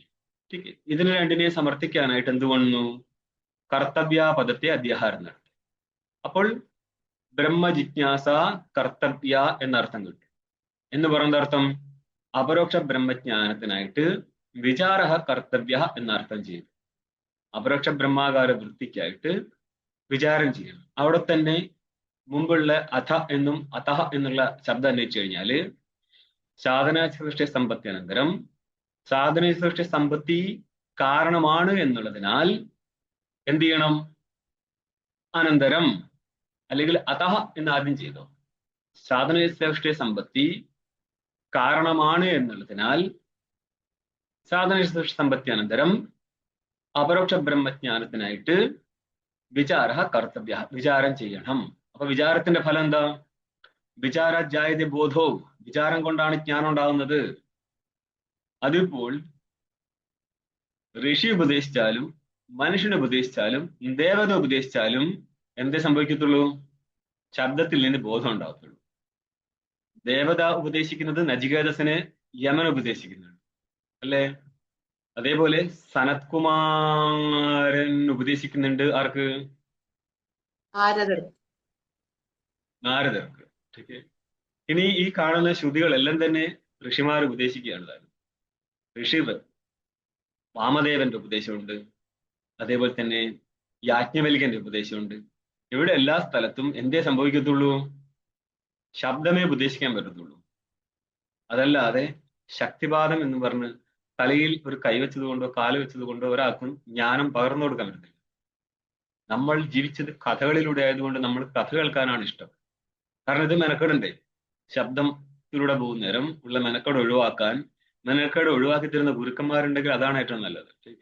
കണ്ണും പൂട്ടി ധ്യാനിച്ചിരിക്കാൻ വലിയ പ്രശ്നമൊന്നുമില്ല. അതിലും പ്രശ്നമുണ്ട്, പ്രശ്നമില്ല എന്നല്ല. പക്ഷെ ഇവിടെ യുക്തിപരമായിട്ട് ചിന്തിക്കാനും ശബ്ദത്തിൽ നിന്ന് അർത്ഥനിർണയം നടത്തിയെടുക്കാനും നല്ല പാടാണ്. അപ്പോൾ സൂത്ര വാക്യ പൂരണാർത്ഥം, സൂത്രത്തിലെ വാക്യപൂരണം നടത്താനായിട്ട് അധ്യാഹൃതമായിരുന്നു കർത്തവ്യപദം. ഈ കർത്തവ്യപദത്തിന് അന്വയം ചെയ്യാനായിട്ട് അന്വയാർത്ഥം ജിജ്ഞാസാപദേനെ വിചാരം ലക്ഷയിതും. ജിജ്ഞാസാപദത്താൽ എന്ത് ലക്ഷണം ചെയ്തു? വിചാരത്തിനെ ലക്ഷണം ചെയ്തു. അവിടെ തന്നെ അറിയാലോ, സൻപ്രത്യയത്തിന്റെ അർത്ഥമായിരിക്കുന്ന ഇച്ഛയെയാണ് നമ്മൾ ജഹൽ ലക്ഷണ വഴി വിചാരാർത്ഥകമാക്കുന്നത്. എന്നിട്ട് അങ്ങനെ ഒരു വിചാരത്തിൽ ലക്ഷണം ചെയ്യാനായിട്ട് തസ്യ സ്വാഭിമത സമാസ കഥനേന, സ്വ എന്നുള്ളത് സിദ്ധാന്തിയാണ്. സിദ്ധാന്തിയുടെ അഭിമതം എന്ന് പറഞ്ഞാൽ അഭിപ്രേതാർത്ഥം, ഇഷ്ടപ്പെട്ട അർത്ഥം. അതായത് ഇവിടെ ഇപ്പോൾ ബ്രഹ്മജിജ്ഞാസ എന്നുള്ള സ്ഥലത്ത് ബ്രഹ്മണോ ജിജ്ഞാസ ബ്രഹ്മജിജ്ഞാസ അഥവാ ബ്രഹ്മണേ ജിജ്ഞാസ ബ്രഹ്മജിജ്ഞാസ എന്നൊക്കെ അന്വയിക്കാം. നിങ്ങളുടെ തത്വമസി എന്നുള്ള സ്ഥലത്ത് തത്വം അസി, ഇത് വാക്യമാണ്. ഓക്കെ, ഇതിനെ പിടിച്ചിട്ട് തസ്യത്വമസി, തസ്മാത്വമസി, തസ്മിൻ ത്വമസി എന്നൊക്കെ സമാസം ചെയ്ത് അന്വയിച്ച് കളയും പൂർവപക്ഷി. ഓക്കെ, തസ്മാത്വമസി നീ അതിൽ നിന്ന് വന്നതാണ്, തസ്യത്വമസി നീ അതിന്റെ അംശമാണ് എന്നൊക്കെ അന്വയിച്ച് കളയും. കിട്ടുന്ന ആൾക്കാർ അവരുടെ അഭിമത അർത്ഥം സിദ്ധിച്ചു കളയും. ഇവിടെ ഇപ്പോൾ സിദ്ധാന്തി ഏതർത്ഥത്തിലാണ് കൊണ്ടുവരുന്നത് എന്നുള്ളതാണ്. ബ്രഹ്മജിജ്ഞാസ എന്നുള്ളത് ബ്രഹ്മണോ ജിജ്ഞാസ ബ്രഹ്മജിജ്ഞാസ എന്നുള്ളത് ഷഷ്ടി തന്നെ സംബന്ധാർത്ഥത്തിൽ പറയാം, അല്ലെങ്കിൽ കർമാർത്ഥത്തിൽ പറയാം. ഇവിടെ സിദ്ധാന്തി പറയുന്നത് കർമ്മണി ഷഷ്ടിയാണ്. കർമ്മം എന്ന് പറയുന്ന വിഷയം എന്നർത്ഥമാണ്. ജ്ഞാനത്തിന്റെ കർമ്മം ജ്ഞാനത്തിന്റെ വിഷയമായിരിക്കും. അപ്പോൾ ബ്രഹ്മണോ ജിജ്ഞാസ, ജിജ്ഞാസ എന്നുള്ള സ്ഥലത്ത് ഒരു ജ്ഞാനമുണ്ട്, ഒരു ഇച്ഛയുണ്ട്, അല്ലെ? ജ്ഞാനം ഇച്ഛയല്ലേ ജിജ്ഞാസയായത്. അപ്പോൾ ജ്ഞാനാനന്തരമാണ് ഇച്ഛ ഉണ്ടാവുന്നത്. ആ ഇച്ഛയുടെ വിഷയം ഏതിന്റെ വിഷയം തന്നെയായിരിക്കും? ജ്ഞാനത്തിന്റെ വിഷയം തന്നെയായിരിക്കും. പക്ഷെ ഇവിടെ ഇപ്പോൾ ജ്ഞാനത്തിനുള്ള ഇച്ഛയും ജ്ഞാനത്തിന്റെ വിഷയമാണ് എടുക്കാൻ പോകുന്നത്. അപ്പൊ ജ്ഞാനത്തിന്റെ വിഷയമാണ് ബ്രഹ്മവിഷയിക ജ്ഞാനം, ആ ജ്ഞാനത്തിനോടുള്ള ഇച്ഛ. ഇവിടെ നോക്കിയോ, സ്വാഭിമത സമാസ കഥനേന, സമസ്ത പദമാണെങ്കിൽ നമ്മൾക്കതിനെ വ്യുത്പത്തി നടത്തണം. ഏത് അർത്ഥത്തിലാണ് വന്നത്? അവിടെ ഇപ്പോൾ ലൗകിക ഉത്പത്തിയും അലൗകിക ഉത്പത്തി ഉണ്ടാവും. ബ്രഹ്മണ ഷഷ്ടി ചെയ്തിട്ട് ബ്രഹ്മണോ ജിജ്ഞാസ ബ്രഹ്മജിജ്ഞാസ എന്നുള്ളത് ലൗകിക വ്യുത്പത്തിയാണ്. ബ്രഹ്മാംഗ ജിജ്ഞാസാസു എന്ന് വ്യാകരണാടിസ്ഥാനത്തെ ഒരു സൂത്രത്തിന്റെ സഹായം തേടുമ്പോഴാണത് അലൗകിക വിഗ്രഹമായി മാറുന്നത്. ठीक ലോകത്തിലില്ലാത്ത സാമാന്യമായിട്ട് വ്യവഹരിക്കാത്ത വിഗ്രഹം. ഈ രീതിയിൽ രണ്ട് വിധ വിഗ്രഹം നടക്കും. ഇവിടെ നമ്മൾ സാമാന്യമായിരിക്കുന്ന ലൗകിക വിഗ്രഹം ചെയ്യാൻ പോവാണ്. അപ്പോൾ സ്വാഭിമത കഥനത്തിനായിട്ട് അവയവാർത്ഥം ദർശയതി എന്ന് പറഞ്ഞാല് സമസ്ത പദങ്ങളിൽ രണ്ട് അവയവം ഉണ്ടായിരിക്കും, അല്ലെ? ബ്രഹ്മണോ ജിജ്ഞാസ ബ്രഹ്മജിജ്ഞാസ. ബ്രഹ്മജിജ്ഞാസ എന്ന് പറഞ്ഞപ്പോൾ ഒറ്റ പദമായിട്ട് കാണുമ്പോൾ നമുക്ക് അവിടെ അതിനെ പിരിച്ചു കഴിഞ്ഞാല് സമാസത്തിനെ വ്യുത്പത്തി നടത്തിയാല് നമ്മൾക്കത് രണ്ട് പദമായിട്ട് കാണാം. ബ്രഹ്മണ ഒന്നും ജിജ്ഞാസ വേറില്ല. ഇതിനെയാണ് നമ്മൾ അവയവം എന്ന് എടുത്ത് കാണിക്കുന്നത്. അവയവത്തിന്റെ ഏതർത്ഥമാണ്? ബ്രഹ്മണ എന്നുള്ളതാണോ അല്ല ബ്രഹ്മണേ എന്നാണോ എന്ന അർത്ഥം നോക്കണ്ടേ? ഇതിനെയാണ് നമ്മൾ ഇനി ഭാഷ്യത്തിൽ കാണുന്നത്. ഭാഷ നോക്ക്. ബ്രഹ്മണോ ജിജ്ഞാസ ബ്രഹ്മജിജ്ഞാസ. ബ്രഹ്മണ ഷഷ്ട്യന്തമാണ്. ബ്രഹ്മത്തിന്റെ ജിജ്ഞാസ. അപ്പോൾ നമ്മൾ രാമന്റെ ജിജ്ഞാസ, രാമന്റെ വനം, രാമന്റെ രാജ്യം എന്നൊക്കെ പറയുമ്പോൾ അവിടെ ഷഷ്ടി രാമന്റെ, രാമസംബന്ധി എന്നർത്ഥം എടുത്താൽ മതി. ഇവിടെ ഇപ്പോൾ സംബന്ധാർത്ഥം എടുക്കുവോ അല്ല വ്യതിരിക്തമായിരിക്കുന്ന കർമാർത്ഥം എടുക്കുമ്പോൾ പറയാണ്. ഇനി നമ്മൾക്ക് കാണാം ബ്രഹ്മണോ ജിജ്ഞാസ ബ്രഹ്മ ജിജ്ഞാസ, അത്രയും ചെയ്തു വെച്ചുള്ളൂ. ഇനി ഭാഷകാരൻ പറയുന്നത് കർമ്മണി ഷഷ്ടിയ വരാൻ പോകുന്നത്. അതിനു മുന്നേ നമുക്ക് ടീക്ക കാണാം. നാനു ധർമായ ജിജ്ഞാസ ഇതിവത് ബ്രഹ്മണെ ജിജ്ഞാസ എഴുതി ചതുർത്ഥി സമാസ കിന്നസ്യാദിതി ചേത്. ഈ പൂർവമീമാംസാ സ്ഥലത്ത് നിങ്ങൾ ധർമായ ജിജ്ഞാസ, ധർമ്മത്തിന് വേണ്ടിയുള്ള ജിജ്ഞാസ ധർമ്മ ജിജ്ഞാസം ചെയ്തിട്ടുണ്ട്. ഇതേപോലെ എന്തുകൊണ്ട് ബ്രഹ്മത്തിനു വേണ്ടിയുള്ള ജിജ്ഞാസ ബ്രഹ്മജിജ്ഞാസം ചെയ്യാൻ പാടില്ല? ചതുർത്ഥ്യന്തമാണ് ബ്രഹ്മണെ ജിജ്ഞാസ ഇത് ചതുർത്ഥി സമാസ. ചതുർത്ഥി ഘടിതമായിരിക്കുന്ന സമാസം എന്തുകൊണ്ട് ചെയ്യാൻ പറ്റത്തില്ല? ഇവിടെ ചതുർത്ഥി സമാസ ബ്രഹ്മണെ ജിജ്ഞാസം ബ്രഹ്മജിജ്ഞാസം ചെയ്യാൻ പാടില്ല. ഇതിച്ച് ഇവിടം വരെ പൂർവക്ഷി പറയുമ്പോൾ ഇനി സിദ്ധാന്തി പറയാണ് ഉച്ചത് ജിജ്ഞാസ പദസ്യ ഹി മുഖ്യാർത്ഥം ജിച്ഛാ തസ്യാഹ പ്രഥമം കർമ്മകാരകം അപേക്ഷിതം പശ്ചാത്ത ഫലം തതശ്ച ആദോ കർമ്മജ്ഞാനാർത്ഥം ഷഷ്ടി സമാസോ യുക്തഃ. ഒരു പദത്തിന്റെ പദം എന്ന് പറയുമ്പോൾ സുപ്തിഗന്ധം പദം, അല്ലെ? സുബന്ധം തിഗന്ധം ച പദസജ്ഞം സ്യാദ്.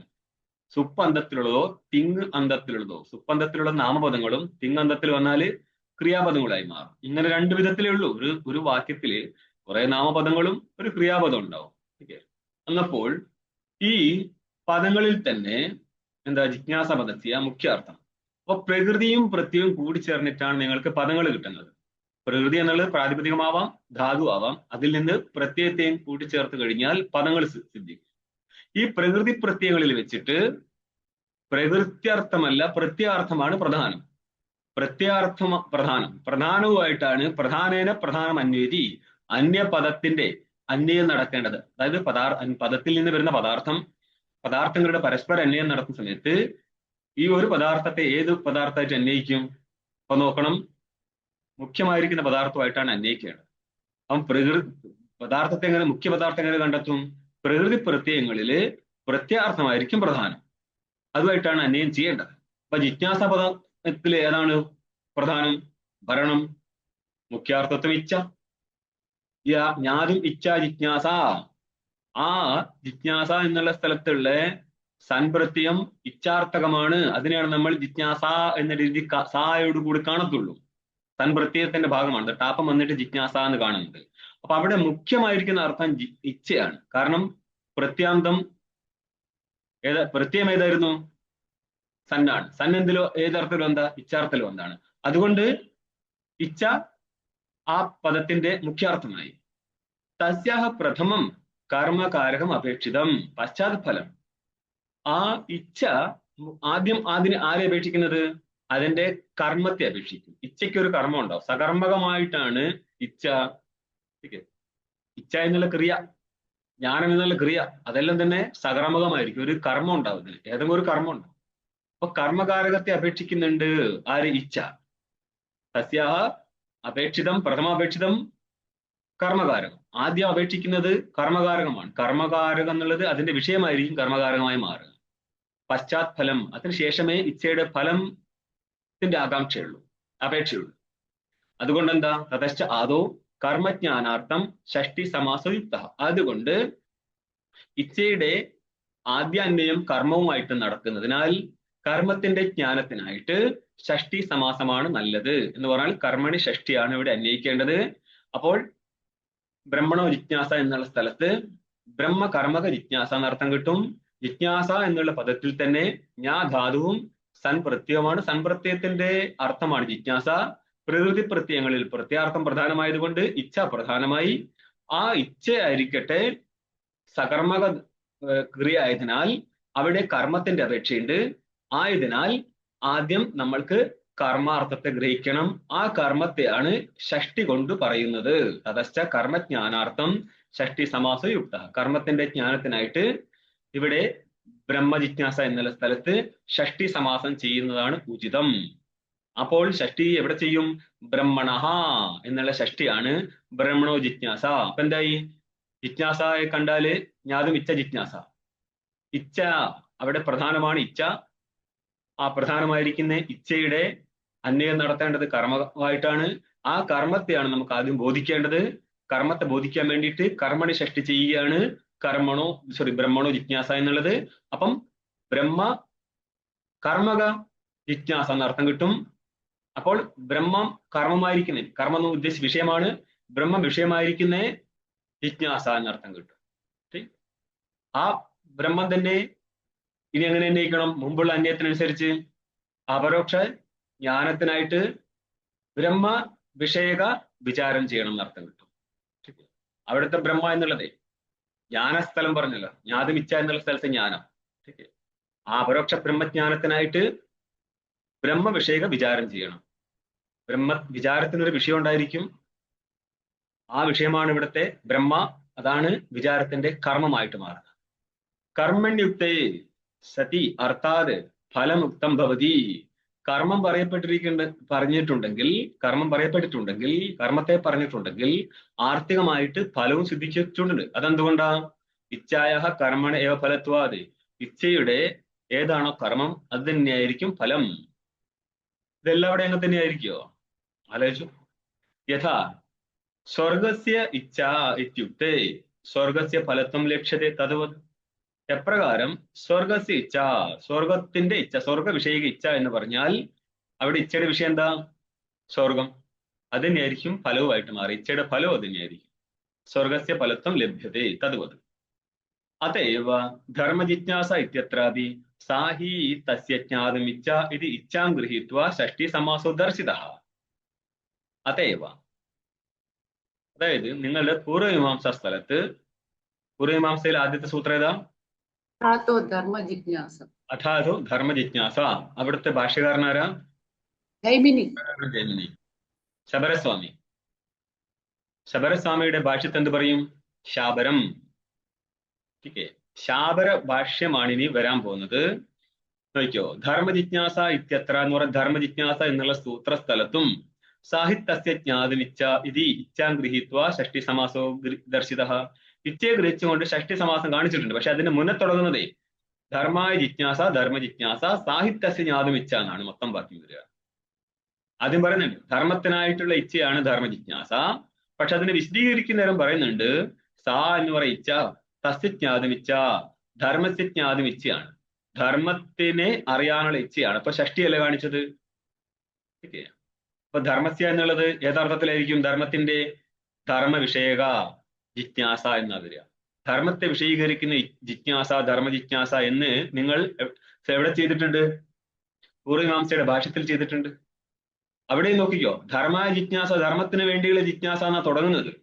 പക്ഷെ എന്ത് ചെയ്യും? ധർമ്മത്തിന് വേണ്ടിയാണെങ്കിലും ധർമ്മ വിഷയക ജിജ്ഞാസയാണ് അത്. ധർമ്മത്തെ വിഷയീകരിക്കുന്ന ജിജ്ഞാസ. അത് നേടേണ്ടത് എന്താ? ധർമ്മമാണ്. ധർമ്മം നേടാനായിട്ട് ധർമ്മത്തെ വിഷയീകരിക്കുന്ന ജിജ്ഞാസ എന്ന് ഷഷ്ടി തന്നെ ചെയ്തിട്ടുണ്ട്. ഇതി ഇച്ഛാം ഗൃഹീത്വ, എവിടെയാ? ജിജ്ഞാസ എന്നുള്ള സ്ഥലത്ത് ഇച്ഛ ഉണ്ട്. ഇച്ഛയെ ഗ്രഹിച്ചുകൊണ്ട് ഷഷ്ടി സമാസോ ദർശിത. ഇച്ഛയുടെ വിഷയം ഉണ്ടായിരിക്കും. ठीक ഇച്ഛയുടെ കർമ്മമുണ്ട്. ഇതാണല്ലോ രണ്ട് പങ്ക്തി മുന്നേ പറഞ്ഞത്. തതശ്ച ആദോ കർമ്മജ്ഞാനാർത്ഥ ഷഷ്ടി സമാസഹാണ്. പ്രകൃതി പ്രത്യയങ്ങളിൽ ജ്ഞാതും ഇച്ഛ എന്നുള്ള സ്ഥലത്ത് പ്രത്യാർത്ഥം പ്രധാനമായതുകൊണ്ട് ഇച്ഛ പ്രധാനമാവും. ആ ഇച്ഛയുടെ അന്യം അതിന്റെ കർമ്മമായിട്ട് ചെയ്യണം. ആയതുകൊണ്ട് കർമ്മജ്ഞാനം വേണം. കർമ്മജ്ഞാനത്തിന് വേണ്ടിയിട്ട് ഷഷ്ടി സമാസം ചെയ്യണം. അപ്പൊ ഷഷ്ടി വന്നത് കർമ്മണി ഷഷ്ടി എന്നുള്ള അർത്ഥത്തിലാണ്. കർത്തൃ കർമ്മണോഹ കൃതി എന്നുള്ള സൂത്രത്തിൽ നിന്നാണ് കർമാർത്ഥത്തിൽ ഷഷ്ടി വിധിക്കുന്നത്. അപ്പൊ പറഞ്ഞു ഷഷ്ടി സമാസോ ദർശിത, അവിടെയും കാണിച്ചിട്ടുണ്ട്. ഇനി പറയാണ്, ഇനി വേണമെങ്കിൽ ഇങ്ങനെയും ചെയ്യാം. ഇത് ധർമ്മ ജിജ്ഞാസ എന്നുള്ള രീതിയിലും ചെയ്തുകൊണ്ട് കുഴപ്പമൊന്നുമില്ല. ഇത് ടീക്കാകാരൻ പറയാണ്. ഭാഷകാരൻ നേരിട്ട് ഷഷ്ടിയെ കർമ്മണി ഷഷ്ടി തന്നെ കൊണ്ടുവരുന്നുള്ളൂ. വിചാരലക്ഷണായാം തു വിചാരസ്യ ക്ലേശാത്മകതയാ പ്രഥമം ഫലാകാംക്ഷത്വാത് ധർമായ ജിജ്ഞാസേതി ചതുർത്ഥി സമാസോക്ത തഥാ വൃത്തികാരൈർ ബ്രഹ്മണെ ജിജ്ഞാസയുക്തം ചെയ്ത് അസ്തു. കുഴപ്പമൊന്നുമില്ല. ബോധാനുവൃത്തികാരൻ ഇങ്ങനെ ചെയ്തത് കൊണ്ട് ഇവിടെയും ആ ഒരു അർത്ഥം പറയുന്നതുകൊണ്ട് കുഴപ്പമൊന്നുമില്ല എന്ന് ടീക്കാകാരൻ പറയുകയാണ്. എന്നിരുന്നാലും ഭാഷകാരനിലേക്ക് എത്തുന്ന സമയത്ത് കർമ്മണി ഷഷ്ടി തന്നെ എടുക്കുന്നുള്ളൂ. വിചാര ലക്ഷണായാം തു, അതായത് ജ്ഞാധാതുവിന്റെ ഏതാണ് ജ്ഞാധാതു, അതേപോലെ തന്നെ സൻപ്രത്യയാണല്ലോ. അപ്പൊ അവിടെ സൻപ്രത്യയത്തിന്റെ ലക്ഷിതാർത്ഥം എന്തായിരുന്നു? വിചാരം. ഇപ്രകാരം വിചാരണയിൽ സൻപ്രത്യയത്തെ ലക്ഷണം ചെയ്യുകയാണെങ്കിലും ലക്ഷണായാം തു വിചാരസ്യ ക്ലേശാത്മകതയാ, വിചാരം ക്ലേശാത്മകമാണ്. കർമ്മം ക്ലേശാത്മകമായതുപോലെ വിചാരവും ക്ലേശാത്മകമാണ്. ആയതുകൊണ്ട് വിചാരത്തിന് മുന്നത്തിന് എന്ത് കാണിച്ചു കൊടുക്കാം? ഫലം കാണിക്കാം. പ്രഥമം ഫലാകാംക്ഷത്വ, ഫലം അത്യുത്തമമാണെങ്കിൽ വിചാരമായിരിക്കുന്ന ക്ലേശവും ചെയ്യാൻ തയ്യാറാണ്. ഫലം സ്വർഗം അത്യുത്തമമായതുകൊണ്ട് ക്ലേശാത്മകമായിരിക്കുന്ന കർമ്മം ചെയ്യാൻ തയ്യാറായതുപോലെ ആയതുകൊണ്ട് ധർമ്മ ജിജ്ഞാസ ഇതി ചതുർത്ഥി സമാസോക്ത. ഇവിടെ വിചാരം ചെയ്യുന്നത് പോലെ ധർമ്മജിജ്ഞാസ സ്ഥലത്ത് വിചാരം തന്നെയല്ലേ? ധർമ്മജിജ്ഞാസ ധർമ്മ വിഷയക വിചാര കർത്തവ്യ എന്നല്ലേ അവിടെ അർത്ഥം കിട്ടുക. അപ്പൊ അവിടെയും അതിന്റെ ഫലം, ധർമ്മജിജ്ഞാസയുടെ ഫലം ധർമ്മവിഷയക ബോധമായതിനാൽ ആദ്യം ഫലത്തെ കാണിച്ചും കൊണ്ട് ഫല ആകാംക്ഷത്വാത് ധർമ്മ ജിജ്ഞാസ എന്ന് ചതുർത്ഥി സമാസം പറഞ്ഞിട്ടുണ്ട്. ധർമ്മത്തിന് വേണ്ടിയുള്ള ജിജ്ഞാസയാണിത്. ആ ധർമ്മം എന്നുള്ള ഫലത്തെ കാണിച്ചു. അതേപോലെ തഥാ വൃത്തികാരേർ വധായന വൃത്തികാരന്മാരാൽ അന്യരും എന്ത് ചെയ്തിട്ടുണ്ട്? ബ്രഹ്മണ ജിജ്ഞാസ യുക്തം ചെയ്ത്, ബ്രഹ്മണ ജിജ്ഞാസ എന്ന് ബ്രഹ്മജിജ്ഞാസ സ്ഥലത്ത് സൂത്രസ്ഥലത്ത് അന്യം ചെയ്തിട്ടുണ്ടെങ്കിൽ അസ്തു, ആയിക്കോട്ടെ, കുഴപ്പമൊന്നുമില്ല. ജ്ഞാനത്വേന ബ്രഹ്മണ ഫലമിതി, ബ്രഹ്മവും ഫലമാണ്. എങ്ങനെ? ജ്ഞാനത്വേന, ജ്ഞാനത്തിന്റെ ഫലമായിട്ട് ബ്രഹ്മം സ്വരൂപമാണെങ്കിലും ജ്ഞാനത്വേന ബ്രഹ്മവും ഫലമാണല്ലോ എന്ന് പറഞ്ഞാൽ ജ്ഞാന വിഷയത്വേന ബ്രഹ്മവും ഫലമാവുന്നുണ്ട്. കാരണം ബ്രഹ്മവിഷയക ജ്ഞാനമാണ് അജ്ഞാനത്തെ നശിപ്പിക്കുന്നത് കൊണ്ട് ബ്രഹ്മം സ്വരൂപത്തിൽ ഫലമല്ലെങ്കിലും ജ്ഞാനധ്വന ഫലമാണ്. ജ്ഞാന വിഷയത്വന എന്നർത്ഥം. ജ്ഞാന വിഷയത്വന ബ്രഹ്മം ഫലമായി മാറുന്നുണ്ട്, സ്വരൂപത്തിൽ ഫലമല്ലെങ്കിലും. അത് മനസ്സിലാകുന്നുണ്ടോ? സ്വരൂപത്തിൽ നിത്യവസ്തുവാണ്, അത് ഫലമല്ല, സ്വന്തം സ്വരൂപമാണ്. പക്ഷെ അതിന്റെ ജ്ഞാനം ഫലമായി മാറുന്നതുകൊണ്ട് ജ്ഞാനധ്വന ബ്രഹ്മവും ഫലമാകുന്ന അർത്ഥം. അധുന ബ്രഹ്മ പദാർത്ഥമാ. ഇവിടെ ബ്രഹ്മണഹ ജിജ്ഞാസ, ബ്രഹ്മ ജിജ്ഞാസ എന്ന് പറഞ്ഞു. അപ്പോൾ ആ ജിജ്ഞാസയുടെ കർമ്മമാണ് എന്ത്? ബ്രഹ്മ. അതുകൊണ്ടാണ് ബ്രഹ്മ വിഷയക ജിജ്ഞാസ എന്ന് കിട്ടുന്നത്. കർമ്മം വിഷയാർത്ഥത്തിലാണ് വരുന്നത്. ബ്രഹ്മകർമ്മകം ബ്രഹ്മ വിഷയകം എന്നർത്ഥം. അപ്പൊ ബ്രഹ്മ വിഷയക ജിജ്ഞാസ കർത്തവ്യാന്ന് നിങ്ങളുടെ അന്വയം നടക്കും. പക്ഷെ ഇവിടെ ബ്രഹ്മ എന്നുള്ള ശബ്ദത്തിന്റെ അർത്ഥം എന്താണ്? പറയാണ് ബ്രഹ്മച ഭക്ഷ്യമാണം. ഇനി ബ്രഹ്മത്തെ മുന്നോട്ട് പറയത്തേ ഉള്ളൂ. എവിടെ? തൊട്ടടുത്ത സൂത്രത്തിൽ, 2ാം സൂത്രമാണ്. ജന്മാദ്യസ്യതഃ ഇതി. ജന്മ ആദിർ യേഷാം തേ ജന്മാദി. ജന്മം ആദിയിലുള്ളത് ഏയോർ എന്നർത്ഥം. ठीक है, ജന്മ ആദിർ ഏയോ. ജന്മം തുടക്കത്തിലുള്ളത് യാതൊരു. ജന്മം കഴിഞ്ഞാൽ ബാക്കി എന്താ ഉള്ളത്? സ്ഥിതിയും വിനാശവും. ठीक है, ജന്മ സ്ഥിതി പ്രളയം. ഈ മൂന്നും ഏതൊരു ബ്രഹ്മത്തിൽ നിന്നാണോ വരുന്നത് അതാണ് ജന്മാദി. ജന്മാദി എന്ന് ഉദ്ദേശിച്ചത് ജന്മ സ്ഥിതി പ്രളയമാണ്. യതഃ എവിടെ നിന്നാണോ ഈ ജഗത്തിന്റെ ഉത്പത്തിയും സ്ഥിതിയും പ്രളയവും, തത് ബ്രഹ്മ. എവിടെ നിന്നാണോ ഈ ജഗത്തിന്റെ ഉത്പത്തിയും സ്ഥിതിയും പ്രളയവും അത് ബ്രഹ്മ. അതുകൊണ്ട് തന്നെ ബ്രഹ്മസൂത്ര സ്ഥലത്ത് എല്ലാ സൂത്രമായിട്ട് നിങ്ങൾക്ക് ബ്രഹ്മ ബ്രഹ്മ എന്ന് അന്വയിക്കാൻ പറ്റും. എവിടെ നിന്നാണോ ഈ ജഗത്തിന്റെ ഉത്പത്തി ഉണ്ടായത്, ഏതിലാണോ ഈ ജഗത്ത് സ്ഥിതി ചെയ്യുന്നത്, എവിടത്തേക്കാണോ ഇത് പ്രളയത്തിൽ മറയുന്നത്, ठीक है, പ്രത്യഭിസംവിശന്തി ഏകത്വത്തെ പ്രാപിച്ചു പോകുന്നത്, ജഗത്ത് മൊത്തം കേവല ബ്രഹ്മസ്വരൂപമായി തീരുന്നത് എന്ന് പറഞ്ഞാൽ പിന്നെ അവശേഷിക്കത്തില്ല, കേവല ബ്രഹ്മം മാത്രം നിൽക്കും. അതിന്റെ സ്വരൂപത്തെയാണ് ഇപ്പോൾ ജന്മാദ്യസ്യതഃ എന്നും പറഞ്ഞിട്ട് തടസ്ഥ ലക്ഷണത്തിലൂടെ, തടസ്ഥം, തടയത്തിഷ്ഠതി തടസ്ഥ എന്ന് പറയും. കാരണം ജന്മം ഉള്ള സമയത്ത് സ്ഥിതിയില്ല, സ്ഥിതിയുള്ള സമയത്ത് ലയമില്ല. സത്യജ്ഞാനമനന്തം ബ്രഹ്മ, ഇതൊക്കെ ബ്രഹ്മത്തിന്റെ സ്വരൂപ ലക്ഷണവും ജന്മാദ്യസ്യതഃ എന്നുള്ളത് തടസ്ഥ ലക്ഷണമായിട്ടാ പറയാം. നമ്മൊന്ന് പറയണ സ്വാമിജി, നമ്മള് ബ്രഹ്മസൂത്രം അഡ്വാൻസ്ഡ് ടെസ്റ്റ് ആണെന്ന് അങ്ങ് പറഞ്ഞുവല്ലോ. നമ്മള് ഇതിനകത്ത് അടുത്ത സൂത്രത്തിലേക്ക് വരുന്നത് ജന്മാദ്യസ്യ യതഃ. അപ്പം ജീവനും ജഗത്തും ഒന്നും ബ്രഹ്മത്തിൽ ഇല്ലെങ്കിൽ പിന്നെ നമ്മൾ ഈ സൂത്രത്തിലേക്ക് പോകേണ്ടതിന്റെ കാര്യം എന്താ? അടുത്ത സൂത്രത്തിൽ പറയുന്നു ഇതെല്ലാം ബ്രഹ്മത്തിൽ നിന്നാണ് വന്നെന്ന് പറയുന്നു. ആരോടാ പറയുന്നത്? അജ്ഞാനിയോടാ പറയുന്നത്. അജ്ഞാനോട് പറഞ്ഞു കൊടുക്കുന്ന എന്താ? ഇങ്ങനത്തെ ഒരു ജഗത്തില്ലായിരുന്നു മോനെ, കണ്ടുകൊണ്ടിരിക്കാമെന്ന് മാത്രം. ഈ അജ്ഞാനം തീരുന്നത് വരെ ഇങ്ങനെ പറഞ്ഞേ പറ്റത്തുള്ളൂ. അജ്ഞാനം തീർന്ന ശേഷം ആരോടും പറയാൻ പോകുന്നില്ല. അതുവരെ ഉപദേശം കൊടുക്കുകയാണ്. ഈ ഉപദേശം കൊടുക്കുന്ന ജ്ഞാനിക്കറിയോ ജഗത്തില്ല എന്നുള്ള കാര്യം? ഉപദേശം കൊടുക്കുമ്പോൾ ജ്ഞാനിക്ക് ശിഷ്യനുണ്ട് എന്നറിയോ ഇല്ലെന്നറിയോ? രണ്ട് വിധ വ്യവഹാരമുണ്ട്. ഒന്ന്, വ്യാവഹാരിക അടിസ്ഥാനത്തിൽ നോക്കിക്കഴിഞ്ഞാൽ ജ്ഞാനിക്ക് ഈ ജഗത്ത് വ്യാവഹാരിക ജഗത്ത് കാണുന്നത് കൊണ്ട് ഉപദേശം കൊടുക്കാം. ഏകജീവവാദ അടിസ്ഥാനത്തിൽ അങ്ങനത്തെ ഒരു ജ്ഞാനിയൊന്നുമില്ല ഉപദേശം കൊടുക്കാൻ. അതുപോലെ ശിഷ്യന്റെ കൽപ്പനയാണ്. അപ്പോൾ വേദാന്തം എങ്ങോട്ട് പോയി ആലോചിക്കും. 2ാമത്തെ സ്റ്റെപ്പ് പിടി കിട്ടിയോ? ഏകജീവവാദം അങ്ങനെ ഒന്നും പിടി കിട്ടൂല എന്നല്ല കേട്ടോ, അങ്ങനെ ഒന്നും പിടി കിട്ടത്തില്ല. അതായത് ഇവിടെ ഒരു ഗുരുവില്ല, ഒരു ജ്ഞാനിയും ഇല്ല, ഒരു സംഭവമില്ല. പിന്നെ വേദം എന്താ? കൽപ്പനയാണ്. കൽപ്പിതമായിരിക്കുന്ന വേദത്തിൽ നിന്ന് കൽപ്പിതമായിരിക്കുന്ന ഒരു ജ്ഞാനം ഉത്പന്നമായി കഴിഞ്ഞാൽ, കാരണം ഏകനായിരിക്കുന്ന ജീവൻ ആരാ? ഏകനായിരിക്കുന്ന ജീവൻ സർവ്വാനുസ്യൂതനായിരിക്കുന്ന സകല ശരീരത്തിലൂടെ അനുസ്യൂതനായിരിക്കുന്ന അന്തര്യാമ രൂപ ജീവനാണ്. അവൻ അജ്ഞാനം നഷ്ടപ്പെട്ടു കഴിഞ്ഞാൽ പിന്നെ ആരും അവശേഷിക്കത്തില്ല. അതുകൊണ്ട് തന്നെ അവന്റെ മുന്നേ ആരെങ്കിലും ജ്ഞാനിയായിട്ടുണ്ടോ വെച്ച് കഴിഞ്ഞാൽ അതിട്ടില്ലതാണ്. അപ്പൊ ശുഗഭാമാദേവാദികളോ അതൊക്കെ തന്നെ കഥാപാത്രങ്ങളാണ്. ഇങ്ങനെ പഠിക്കേണ്ട സാധനമാണ്. അവിടെ പഠിക്കാൻ നിൽക്കുന്നവരാണ് കല്ലിൽ ആരതി ചെയ്യാൻ പോകുന്നത്. ഇവൻ എന്ത് തലയുണ്ടെന്ന് പറയാം സാധനം മനസ്സിലാക്കാം. പിടികിട്ടും. നമ്മൾ എന്തുകൊണ്ടാണ് ഇത് അടിച്ചിടുന്നത് പറഞ്ഞാൽ, നിങ്ങൾ ഹയറിലേക്ക് കയറി കഴിഞ്ഞാൽ വിചിത്രമായിരിക്കുന്ന ലോകത്തിലേക്ക് കയറാൻ പോകുന്നത്. അത് തത്ത പാടുന്നത് പോലെ പാടി വെച്ചിട്ട് കാര്യമൊന്നുമില്ല. അതിസൂക്ഷ്മമായിട്ടുള്ള പരിശോധന നടക്കേണ്ട ഇടമാണിത്. ഏകനായിരിക്കുന്ന ജീവൻ മാത്രമേ ഉള്ളൂവെങ്കിൽ ആരെ കാണുന്നു എന്നുള്ളത്. ഇവിടെ ഒരു ജീവനും മറുജീവനും, ഈ എല്ലാ ജീവന്മാരും കൽപ്പിതമാണ്. ഒരു സാധനവും ഇവിടെ ഇല്ല. കേവലനായിരിക്കുന്ന ബ്രഹ്മം മാത്രമേ ഉള്ളൂ. അവൻ ഏകജനായിരിക്കും ജീവനായിരിക്കുകയാണ്.